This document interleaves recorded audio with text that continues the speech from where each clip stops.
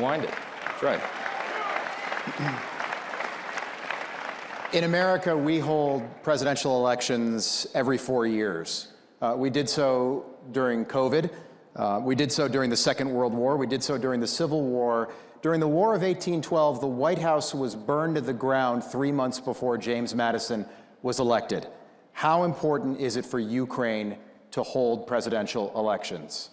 Well, it's very important, of course, and because they were canceled last spring. That's right, and the president has pointed that out. And they claim to be a democracy. That's right. We need an end to the conflict, and what I've explained, I've done 2 panels at 2 different events this morning. I started the Republican Governors Association. They asked me about this, and I went to the big business leaders, Fortune 500 executives there. They all want to know the same thing. What is President Trump doing there? I said, you got to give him room to operate and do what he does.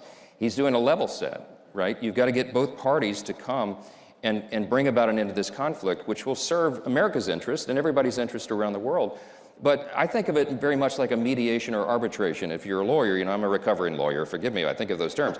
But when you start a mediation, you start an arbitration between 2 parties, you don't bring them into the room for that first meeting. You do it separately. So I think Zelensky complaining that he wasn't invited to the first meeting with Saudi Arabia and Russia is misplaced. I mean, what Trump's trying to do is do a level set, put the conditions in place for that real negotiation to happen, and we've got to allow him to do what he does. Remember, he wrote The Art of the Deal. He knows what he's doing. Absolutely. Okay?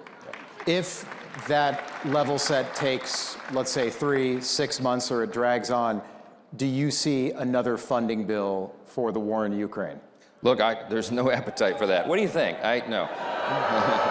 Yeah. We got our answer there? We have to bring it to an end. And I can tell you that our European allies understand the necessity of this as well. It's drug on too long. By some estimates, Russia's lost almost 700,000 troops, maybe more.